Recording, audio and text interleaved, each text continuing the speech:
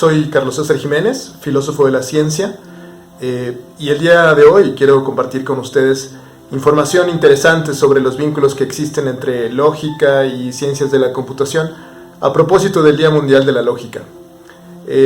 Yo te quiero compartir esto no solamente desde mi formación en el campo de la filosofía de la ciencia, sino mi formación también en el campo de la filosofía contemporánea aplicada por parte de la Universidad Autónoma de Querétaro y de Sistemas Digitales por el Instituto Politécnico Nacional también de México. Para empezar, pues hablemos de lógica, y eso es complicado, a veces no queda muy claro de qué se habla cuando se habla de lógica. A mí me gusta identificar de entrada tres sentidos diferentes de la noción de lógica. Uno que tiene que ver con una práctica científica, así como se habla de la física, la sociología, la química, la lingüística. Eso es la lógica también, una práctica, algo que hace una comunidad de científicos llamados lógicos.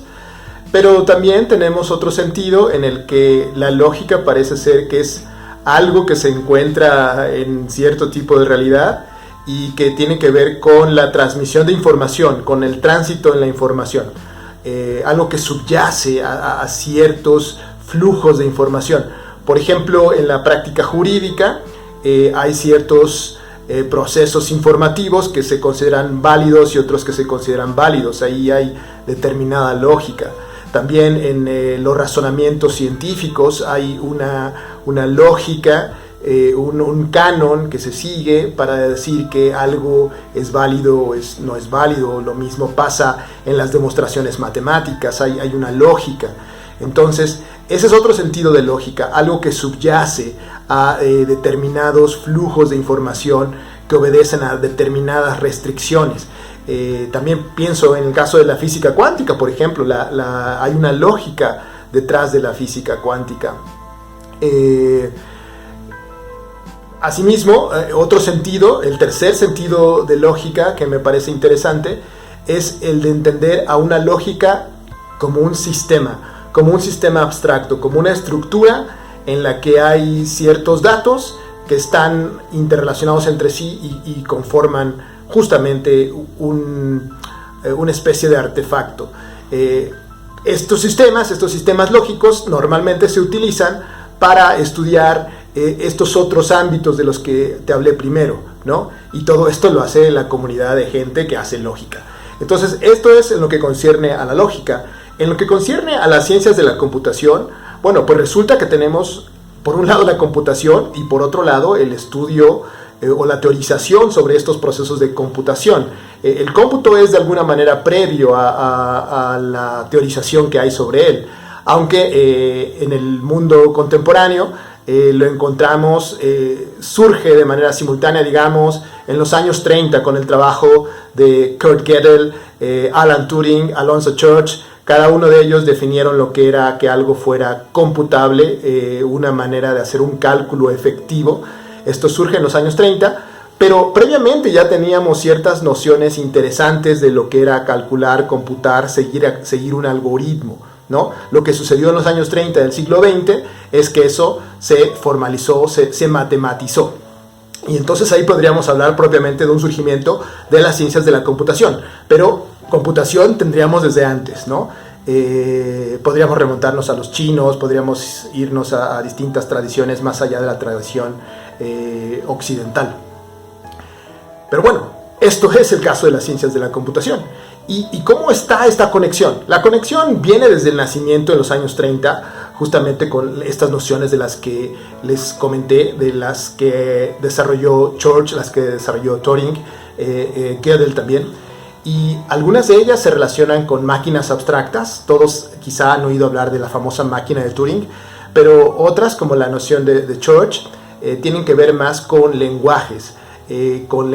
Inclusive hoy en día lo que le llamamos lenguajes de programación funcional.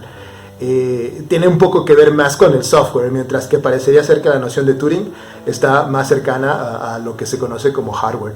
Pero hay una conexión. Lo interesante es que estas nociones son equivalentes, entonces están conectadas. Ahora, en el mundo contemporáneo, en la práctica cotidiana, ¿de qué me sirve saber lógica y saber que esto se conecta? Bueno, pensemos en cosas muy prácticas para que veas el alcance que tiene esto. Pensemos, por ejemplo, primero en un semáforo. Un semáforo es un artefacto muy sencillo que solamente tiene ahí 3 colores, pero obedece a determinada lógica. Esto está capturado por expresiones booleanas muy sencillas, lo que se conoce este sistema como lógica proposicional clásica, y con eso puedes diseñar un circuito digital que te automatice esto. Pero más allá de eso, vayamos a un sistema más complejo donde haya más condiciones de entrada. Pensemos en una lavadora, ¿no? Distintos tipos de ropa, distintos pesos, y eso también se puede de alguna manera mecanizar. Claro, en el caso que yo te menciono del semáforo, de la lavadora, el espacio de posibilidades no es tan grande, es un espacio de posibilidades pequeño. Y quizá podrías evaluar manualmente qué resultados se tendrían al tener determinadas condiciones iniciales y llevar a cabo ciertos procesos. Pero eso se te complica cuando tienes un sistema muchísimo más complejo y cuando tienes muchísimos datos, como ahora, por ejemplo, que se habla de las grandes bases de datos masivas, el famoso Big Data y otras cosas así. O sistemas tan complejos como un sistema bancario, un sistema, un sistema donde estén interactuando muchas personas entre sí. Y para eso, si tú pudieras modelar esto mediante una especificación lógica, mediante las técnicas que conocemos en la tradición lógica, puedes determinar si cierto proceso va a concluir satisfactoriamente o no, si va a haber un error o no. Claro, los sistemas que actualmente se desarrollan, no todos obedecen a estos cánones, no todos siguen estas metodologías, pero si se siguieran, podrías verificarlos y podrías evitar muchísimos errores. Ahí es donde te encuentras con algunas conexiones interesantes. Y por último, te cuento otro caso muy interesante, una conexión más que hay, no solamente entre máquinas y lenguajes de programación, sino con la geometría. Se han descubierto recientemente ciertas conexiones muy fuertes que hay entre sistemas lógicos, sistemas algorítmicos, computacionales y estructuras espaciales. Esto lo vemos, por ejemplo, me voy a un ejemplo muy sencillo y muy interesante. Pensemos en un juego, en el juego de dominó. En el juego de dominó que tú tienes con tus amigos, por ejemplo, son 4 personas, y estas 4 personas están computando datos al momento de estar observando cierta información común. Claro, tienes información común, pero también tienes información privada.